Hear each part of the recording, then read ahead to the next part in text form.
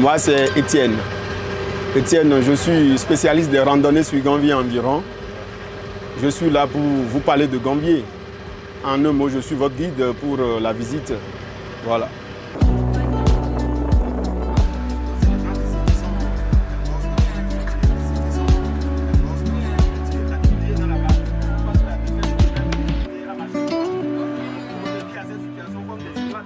Là où nous allons s'appelle Gambier. En réalité, les gens de Gambier fuyaient l'esclavage. Arrivés là où nous avons quitté, ils étaient bloqués par l'eau. Il y a un notable dans le groupe qui a utilisé la magie de chez nous pour transformer un oiseau que nous appelons épervier en crocodile.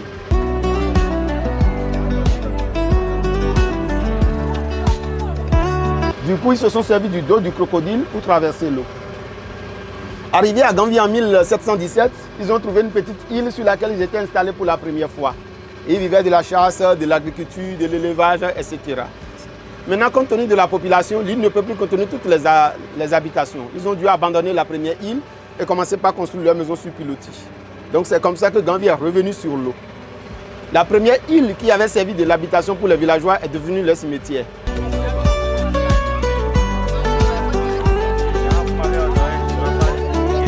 Les habitants de Gambier ne vivent que de la pêche. Les bonnes dames qu'on a vues là-bas tout à l'heure, elles vont un peu partout prendre les poissons que les maris ont capturés et elles vont sur la terre ferme pour les vendre.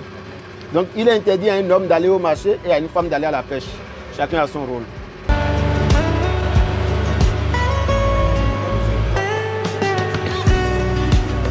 Les branchages que vous voyez de part et d'autre, ce sont des techniques de pêche de chez nous qu'on appelle akadja. Là, c'est comme le champ, chacun a son domaine. Il y a des bornes là pour délimiter le passage de chacun. Les gens vont sur la terre ferme acheter ces branchages, ils arrivent maintenant à les planter dans l'eau. Les branchages vont pourrir. En réalité, les poissons se servent de lieu de refuge de ces milieux-là parce qu'ils se nourrissent de ces branchages pourris là. Vous voyez, ils se reproduisent là et quelques mois après, le propriétaire vient faire le pourtour avec son filet. Ça dépend de comment c'est grand. Si c'est vraiment grand, ça peut faire jusqu'à 2 ans, 3 ans, 4 ans même parfois. Ils viennent faire le pourtour avec le filet.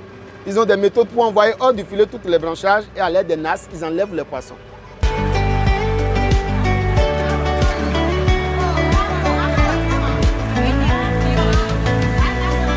Administrativement, Gambier est composé de 2 arrondissements. Il y a l'arrondissement de Gambier 1 et celui de Gambier 2. Et chaque arrondissement avec son chef d'arrondissement.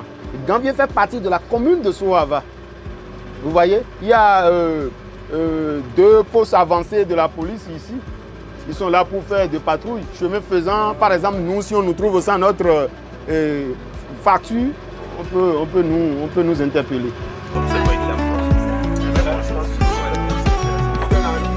Et Gambier veut dire la collectivité qui a été sauvée et qui a la paix. Et c'est divisé en quartiers. Chaque quartier a son chef quartier. Le tout est gouverné par... Nous avons 2 rois à Gambier. Nous avons un roi sur Gambier 1 et le second roi sur Gambier 2. Voilà. Et ça fait près de 45 000 habitants. Ici, c'est l'une des maisons témoins. Et c'est construit par l'État béninois. Maison témoin parce que ce sont ces 10 maisons qui vont servir de modèle pour les prochaines constructions. L'État a prévu de construire 3010 maisons qui vont devenir des appartements sociaux. Donc, dans peu de temps, vous pouvez venir remplir les formalités pour avoir une maison sur Gambier. La différence est que les maisons sont naturellement climatisées. C'est de climatisation bio.